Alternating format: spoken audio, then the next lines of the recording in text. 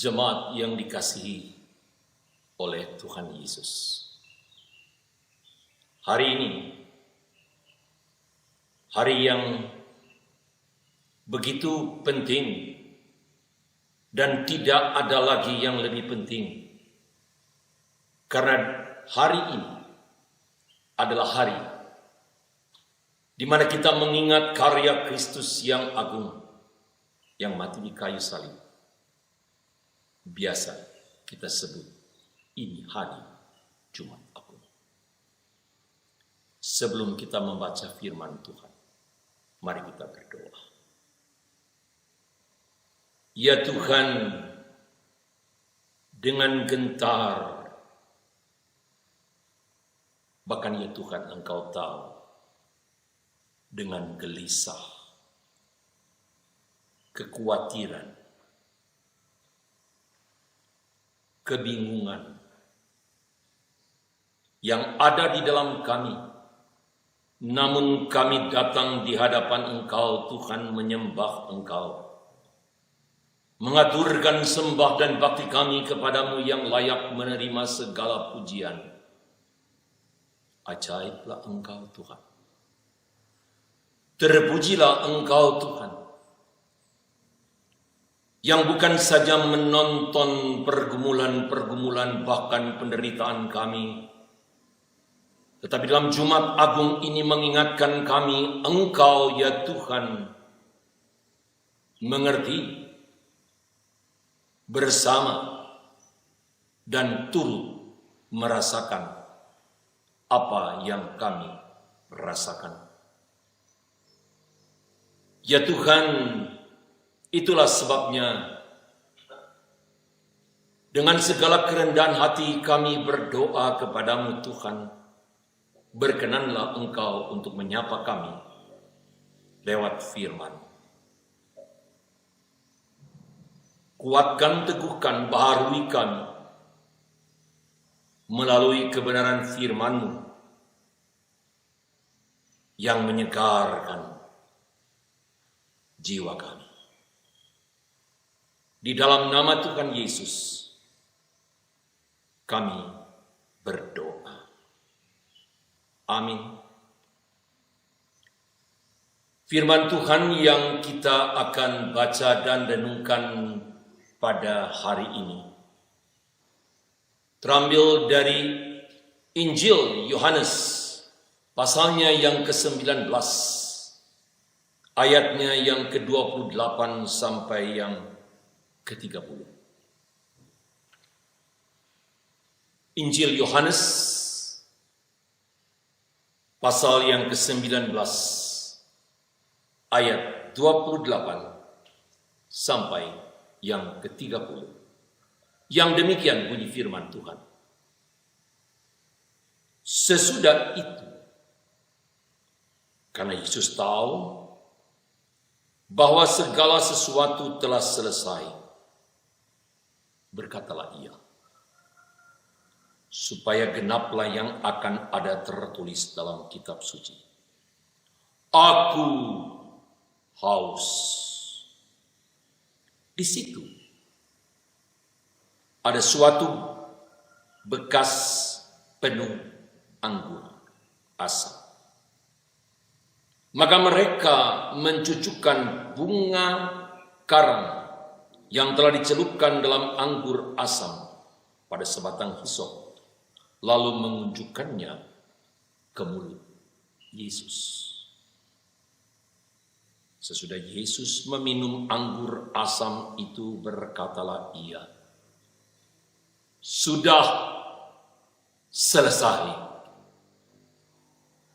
Lalu ia menundukkan kepalanya dan menyerahkan nyawanya. Selamat dan berbahagia setiap orang yang mendengar firman Tuhan, menyimpan di dalam hatinya, serta melaksanakan di dalam kehidupannya. Jemaat yang dikasihi oleh Tuhan Yesus, Jumat Agung tahun ini sangat spesial. sangat luar biasa. Saya sangat yakin bahwa Jumat Agung tahun ini adalah Jumat Agung yang paling serius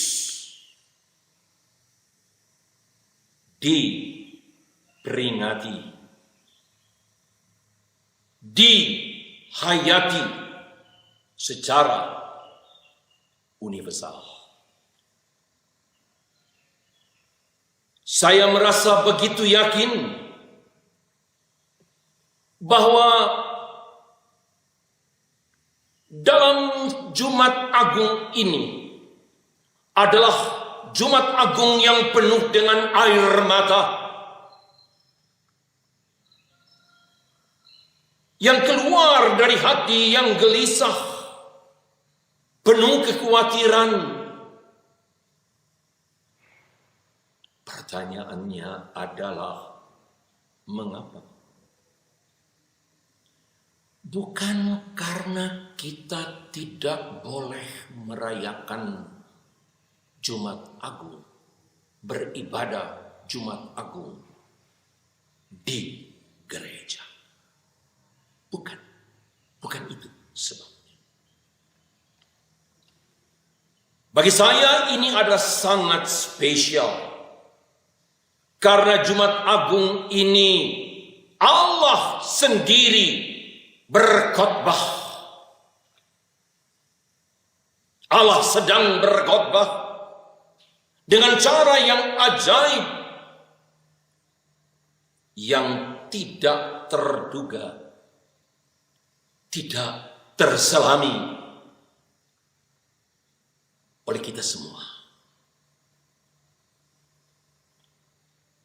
Allah sedang berkhotbah dengan mengizinkan satu situasi dan kondisi di mana kita hidup saat sekarang ini yang begitu mengejutkan, yang begitu mengagetkan, dan di mana-mana keluh kesah terdengar. Medsos mengungkapkan kepada kita fakta-fakta yang belum pernah terjadi. Di mana-mana, saudaraku, baik itu di jalan, di dalam ruangan, tempat pekerjaan, di lapangan-lapangan, betapa hati ini begitu terharu melihat orang-orang yang berlutut, melihat orang-orang yang berseru dan berteriak, menangis, ceritan hati yang tidak dapat diungkapkan. Ada yang telah kehilangan orang yang dicintainya. Ada yang sedang mengalami situasi antara hidup dan mati. Dan sebagian besar lagi penuh dengan tanda tanya. Apa yang akan menjadi bagian saya? Saya bertanya, saudaraku, pendeta mana yang dapat berkhotbah dan mengakibatkan secara universal orang-orang menangis dan menyembah dan berlutut? Pendeta mana yang dapat berkhotbah yang mengakibatkan sekian banyak orang gelisah, takut, dan menyembah? Tidak ada. Tidak ada satu pendeta pun.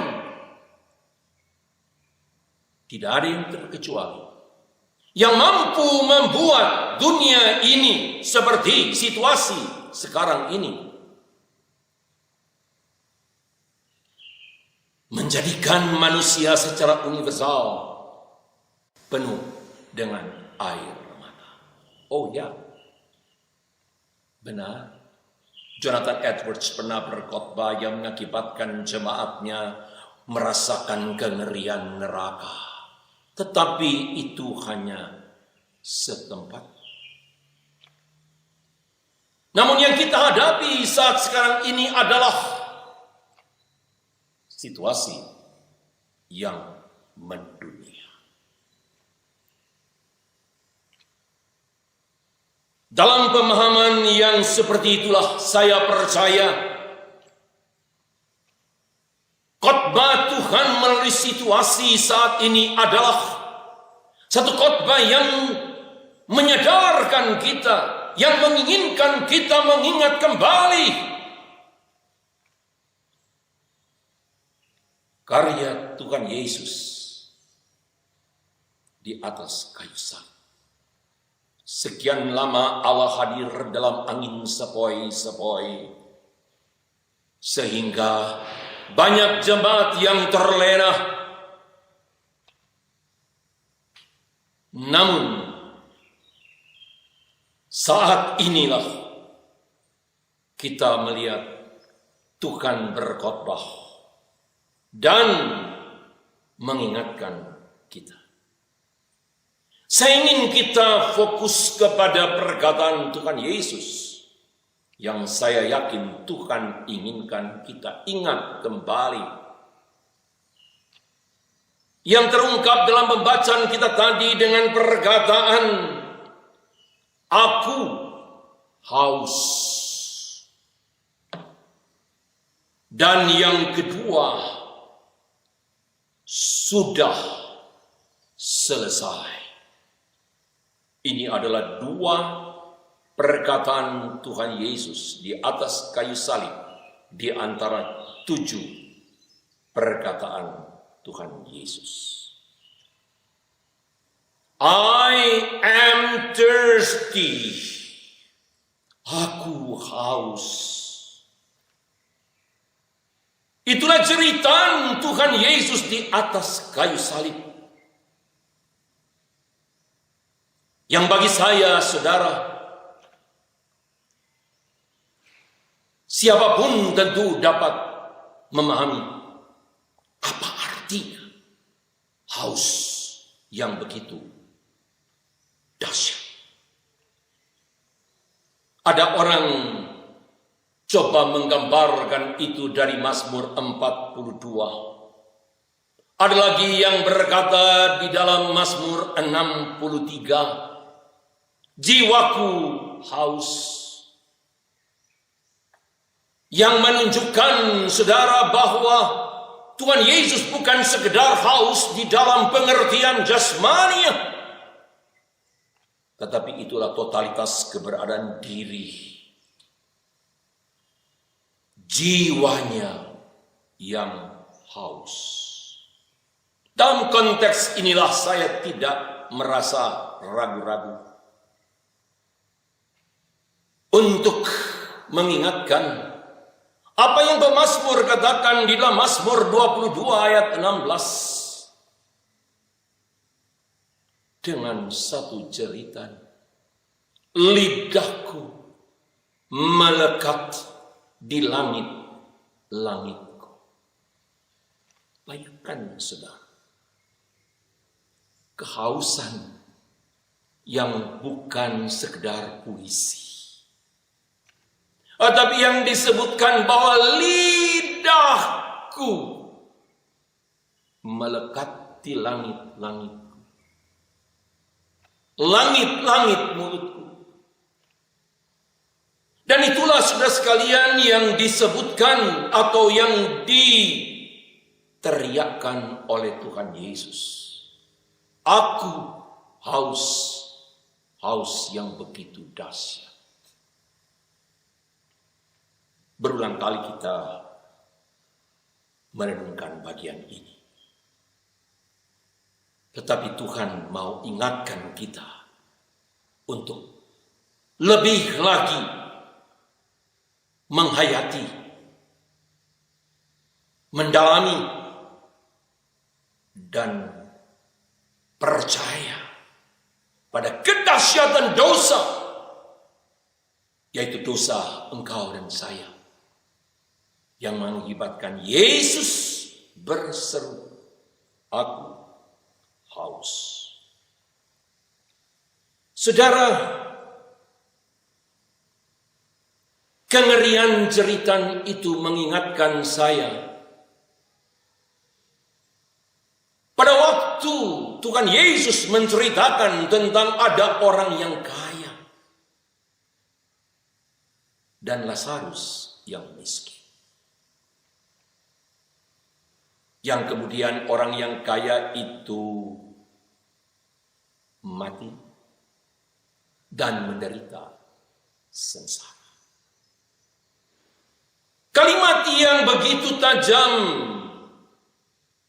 kalimat yang begitu menyentuh saudara. Si orang kaya itu berkata kepada Abraham, "Bapak Abraham, tolong suruh Lazarus memberikan setitik air di lidahku. Aku merasakan derita, kehangatan di nyala api ini." Saudara, itulah jeritan dari alam maut. Berikanlah setetes air di lidahku. Dalam suatu kegersaman, kekeringan yang begitu dahsyat, sehingga saya tanpa ragu menginterpretasikan tatkala Yesus berkata dan berteriak, "Aku haus." Pada saat itulah kita harus mengerti, itulah yang seharusnya jeritan kita dari alam maut. Itulah yang seharusnya jeritan kita, engkau dan saya, dari alam maut. Di tengah-tengah nyala api, derita sengsara di bawah murka dari Allah. Singkatnya saya berkata, aku haus adalah jeritan dari alam maut. Jeritan dari alam orang mati yang dibawa murka Allah. Namun Yesus menyerukan itu karena Dia telah menanggungnya bagi kita.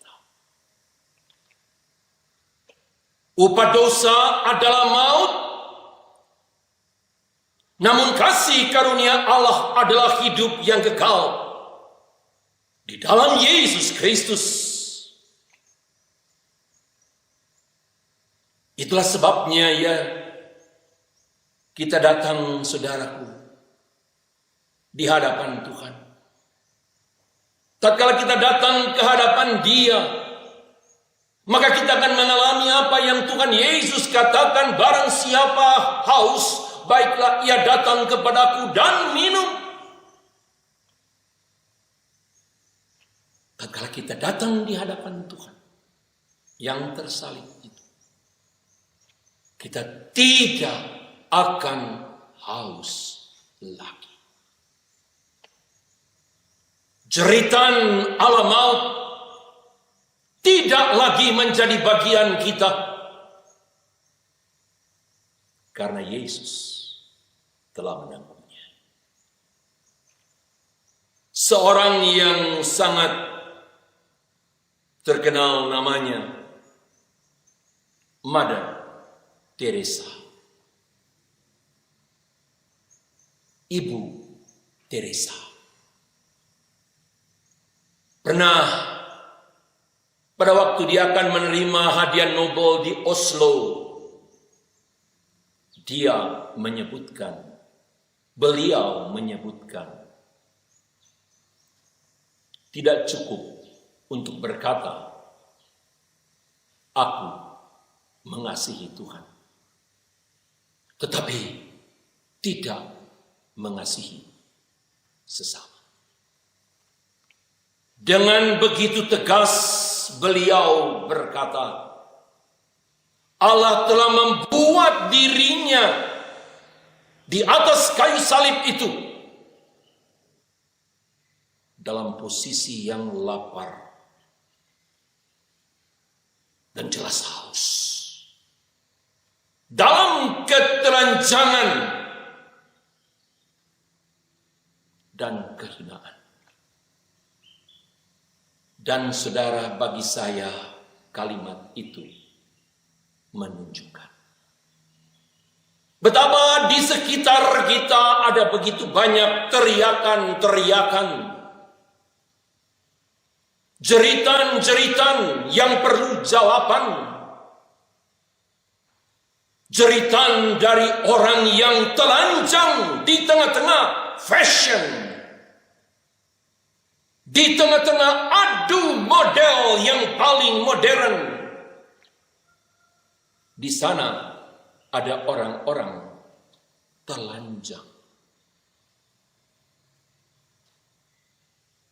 Di sela-sela kemewahan, gedung-gedung dan rumah-rumah mewah, di sana ada orang yang tidak punya atap, yang sedang menjerit. Di tengah-tengah kelimpahan makanan, bahkan dengan restoran-restoran yang begitu mahal, di sampingnya ada jeritan, aku lapar. Di tengah-tengah situasi orang-orang saling berebut kekuasaan, kemuliaan, kehormatan, puji-pujian yang sia-sia, di sana ada orang-orang yang tersisih, terabaikan,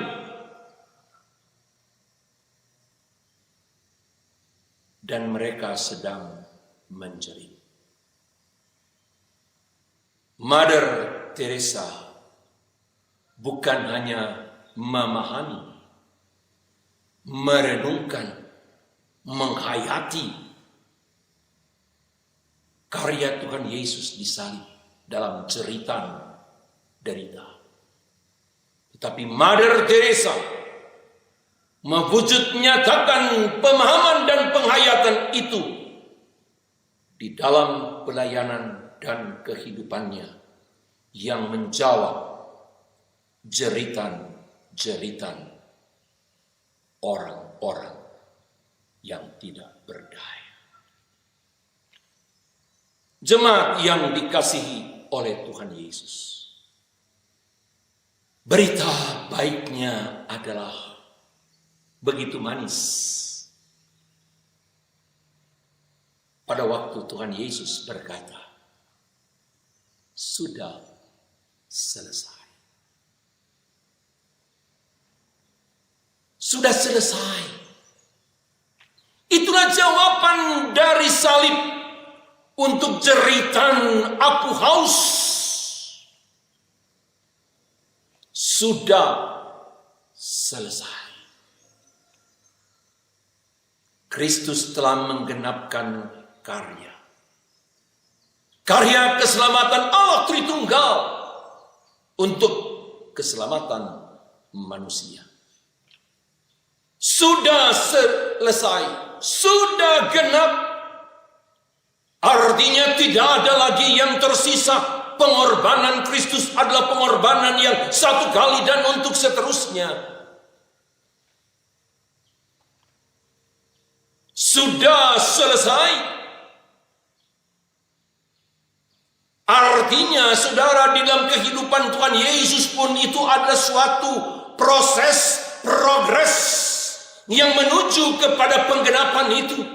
Bukankah kita ingat saudaraku pada waktu Tuhan Yesus bertemu dengan seorang perempuan Samaria. Dan murid-muridnya mempertanyakan soal makanan, apa yang hendak dimakan. Tetapi Tuhan Yesus menjawab dengan begitu jelas. makananku ialah melakukan kehendak Dia yang mengutus aku. Dalam garis atau benang merah perkataan itu tibalah pada kalimat Tuhan Yesus. It is finished. Sudah selesai. Saudara,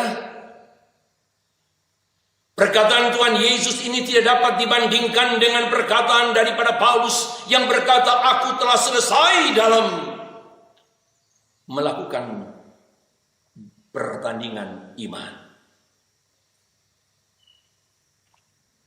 Perkataan Tuhan Yesus ini tidak dapat dibandingkan oleh siapapun juga yang berkata, aku telah puas dan telah selesai dalam pelayananku. Karena Tuhan Yesus berbicara, telah selesai. Itu adalah penggenapan karya Allah untuk umat manusia. Bukan hanya untuk sekelompok orang. Bukan untuk satu pribadi. Tetapi untuk semua orang. Saudara, pertanyaannya di tengah-tengah situasi yang kita hadapi sekarang ini. Apakah sudah selesai? Berarti derita pun selesai? Tidak. Tidak. Bukankah Yesus mengingatkan kepada murid-muridnya, di dalam dunia ini kamu akan mengalami penderitaan? Bukankah Paulus juga mengingatkan kepada jemaat yang ada di Filipi bahwa kita bukan saja dipanggil untuk menjadi percaya, tetapi juga adalah untuk menderita? Maka adalah satu penyesatan besar jikalau ada pemahaman menjadi orang Kristen berarti jauh dari derita, jauh dari sakit penyakit, jauh dari segala kutukan. Betul, memang kutukan telah ditanggung oleh Tuhan Yesus. Kita tidak dibawa kutuk, tetapi bukan berarti tanpa derita. Itulah sebabnya, saudara, tatkala kita mengalami derita di dalam kehidupan kita, kita diingatkan Tuhan yang sedang berkhotbah dalam situasi ini, yaitu itu adalah menjadi bagian dalam kehidupan kita untuk menyatakan sekali lagi, untuk menyatakan di tengah-tengah situasi, aku mengasihi Tuhan dan mengasihi sesamaku. Saya ingin mengakhiri khotbah ini dengan suatu perbandingan yang begitu menyentuh hati saya. Nubuat Nabi Yeremia terhadap umat Tuhan dikatakan dengan sangat jelas, saudara. Aku mengasihi kamu dengan kasih yang kekal. With everlasting love. Dengan kasih yang tidak berkesudahan. Dan bukankah itu, saudara, diwujud nyatakan, digenapkan oleh Tuhan Yesus yang berkata kepada murid-muridnya, menurut Injil Yohanes, Yesus tahu keadaannya, Yesus tahu akhirnya, dan dia mengasihi murid-muridnya sampai pada kesudahannya. Itulah artinya. It is finished. Sudah selesai. Dia mengasihi sampai pada akhirnya with the everlasting love. Kasih yang tidak berkesudahan. Kasih yang kekal untuk engkau dan saya. Bagaimana respons kita? Yakobus berkata, hidup ini singkat. Seperti uang. Petrus berkata, hanya seketika saja kamu menderita. Seketika saja. Bandingkan itu. Seketika saja. Hidup kita ini seketika saja. Tetapi kasih Tuhan adalah kekal. Sehingga di sini kita ditantang. Hidup yang seketika itu adalah hidup untuk kita berkata lewat seluruh aspek hidup kita, I love you Lord. Aku mengasihi engkau. Tuhan mengasihi sampai kekal. Tuhan mengasihi dengan mati di kayu salib untuk menggenapkan kasih yang kekal itu. Namun derita, pergumulan kehidupan kita saat ini dan saat-saat yang mendatang, yang hanya seketika Tuhan mengendaki melalui kehidupan kita untuk berkata, aku mengasihi engkau. Hanya seketika.